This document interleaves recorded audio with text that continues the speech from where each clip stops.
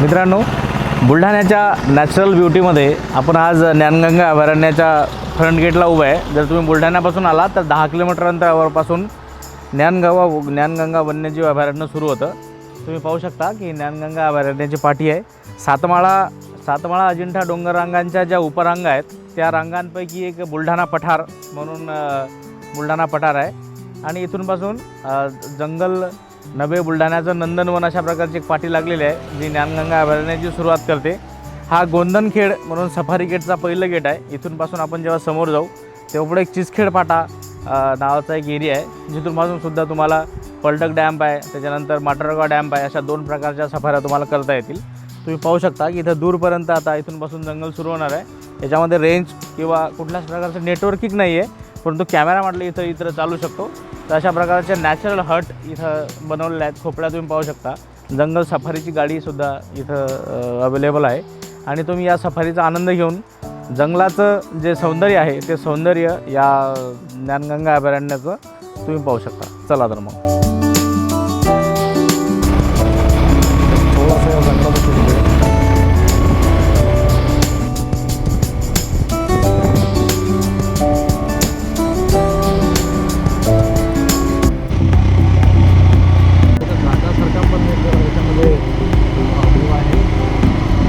रस्ते आहेत आणि चौकड्या जंगलात पण येत नसल्यामुळे सगळीकडे तुम्हाला हिरवं पण दिसते मोठं मोठं।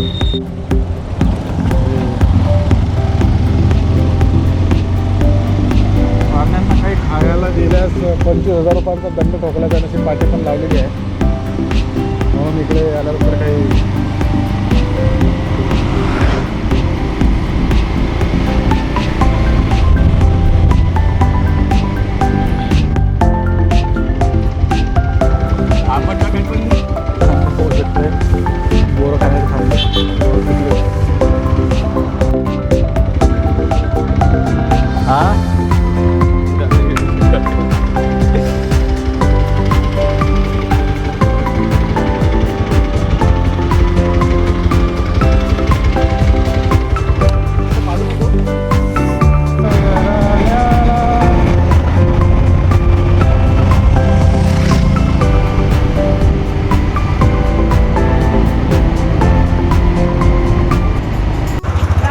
मित्रांनो, बुलढाण्याच्या त्या ज्ञानगंगा अभयारण्यातून जेव्हा आपण आतमध्ये येतो तेव्हा तुम्हाला दिसेल की इथे एक अंजनखोरा नावाचा एरिया आहे आणि ज्याच्यामध्ये तुम्हाला काही बिबटे आणि वाघाचं चित्र दिसेल। तर हा जंगल स्पेशल बिबट्यांसाठी फेमस आहे। तुम्ही आल्यानंतर इथं जेव्हा तुम्ही जंगल सफारीला जाल तेव्हा तुम्ही इथे बिबट्यांचं दर्शन तुम्हाला या जंगलामध्ये होईल। त्याच्यामुळे हा एक अंजनखोरा नावाचा एक एरिया जो फेमस आहे या भागामध्ये। याच्या आजूबाजूला हा रस्ता सोडल्यानंतर याच्या आजूबाजूला जेव्हा तुम्ही जंगलाच्या सफारी करत याल तेव्हा तुम्हाला इथं बिबट्यांचं आणि चित्त्यांचं दर्शन या भागामध्ये होईल।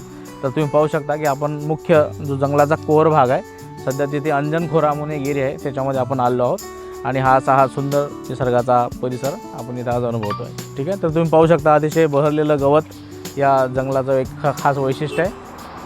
ओके, ठीक।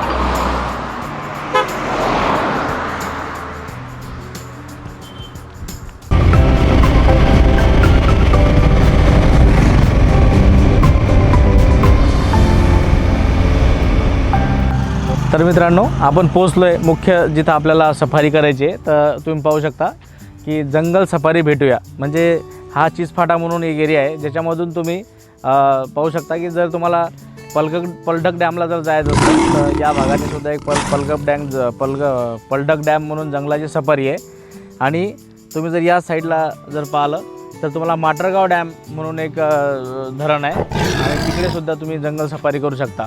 या दोन्ही साईडला जवळपास 30 किलोमीटरच्या अंतरचा सफारीचा जो प्रदेश आहे पूर्णपणे खुल्ला आहे। तुम्ही या भागात गेल्यात तर तुम्हाला पलटक डॅममध्ये बोटिंगची सुद्धा व्यवस्था आहे आणि आतमधले त्या धरणातलेच अतिशय सुंदर असे मासे, चविष्ट मासेसुद्धा तुम्हाला याच्यामध्ये खायला भेटतील। इकडे जर तुम्ही गेलात तर अतिशय सुंदर आणि मोठं एक धरण म्हणून माटरगाव डॅम तुम्ही ऐकलं असेल, अशा प्रकारचं एक सुंदर धरण या साईडच्या सफारीला सुद्धा तुम्हाला दिसेल। चला तर मग भेटूया जंगल सफारीला।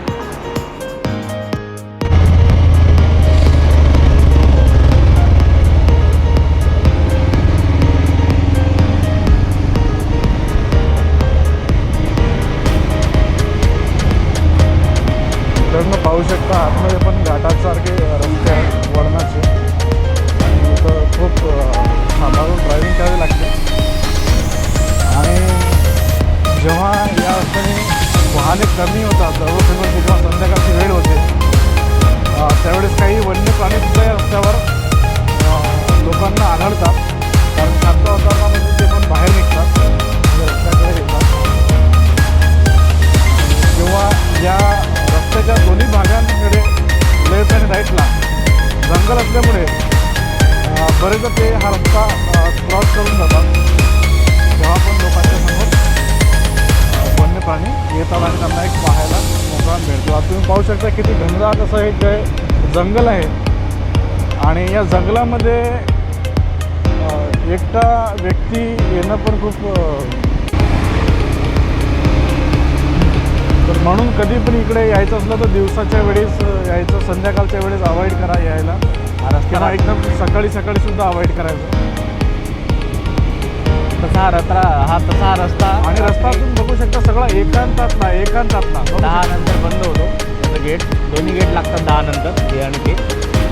म्हणजे थांबवून येताना सुद्धा 10 वाजता गेट क्लोज होते आणि जर तुम्ही बुलढाण्यात येत असाल रात्रीच्या 10 वाजता ते गेटसुद्धा क्लोज होते. त्यामुळे तुम्हाला रात्री 10 नंतर याच्यामध्ये प्रवेश नाही आहे. ते यासाठी कारण की वन्य प्राणी काय तुमच्यावरती प्राणघातक हल्ला करू शकतात. कारण हे बिबट्यांचं खूप एक प्रसिद्ध अभयारण्य आहे बिबट्यांसाठी. आणि खूप सारे बिबटे आहेत.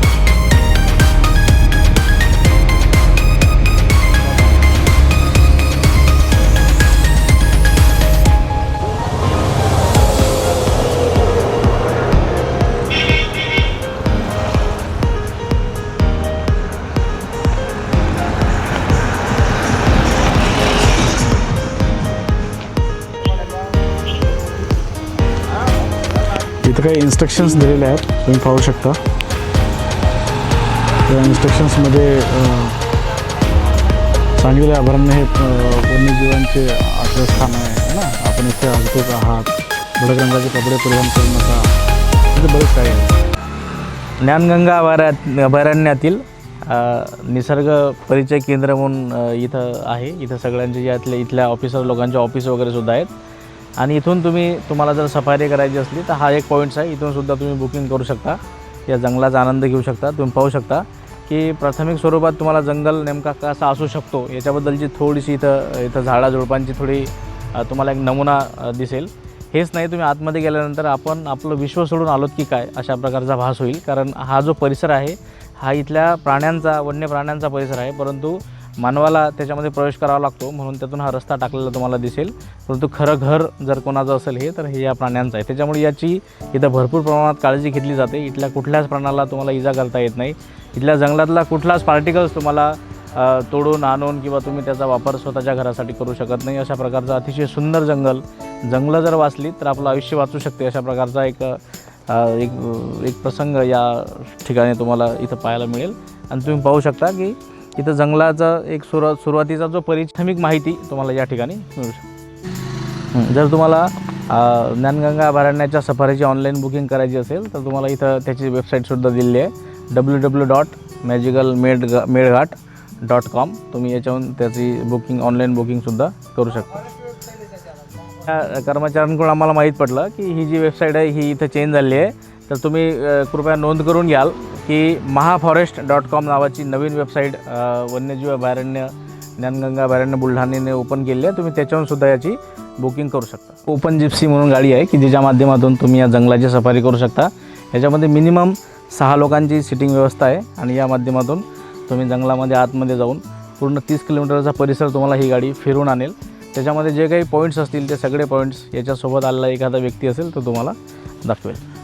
आणि एक सफारी जर बुक करायची असल्यास तुम्हाला 2450 रुपयाचा चार्जेस लागतो. आणि 2450 रुपयांमध्ये 6 व्यक्ती 2450 रुपयांमध्ये 6 व्यक्ती सफारी करून येऊ शकतात. एक सफारी बुक करून तुम्ही 6 लोक सफारीला जाऊ शकता. आणि बुकिंगची वेबसाईट तुम्हाला सांगितलीच आहे महाफॉरेस्ट.com www.mahaforest.com. चला. आणि अशा प्रकारे या फॉरेस्टचा इथं समाप्ती होते आणि इथं धन्यवादचा एक बोर्ड लागला आहे. याचा अर्थ इथून हे फॉरेस्ट जे आहे संपलेलं आहे. तर भेटूया नेक्स्ट व्हिडिओमध्ये. असेच व्हिडिओ बघण्यासाठी चॅनलला सबस्क्राईब करा, व्हिडिओला लाईक करा, कमेंट्स करा आणि दुसऱ्यांना शेअरसुद्धा करा. आणि असेच तुम्हाला वेगवेगळ्या पद्धतीचे व्हिडिओ मिळत राहतील. धन्यवाद मित्रांनो, व्हिडिओ बघितल्याबद्दल.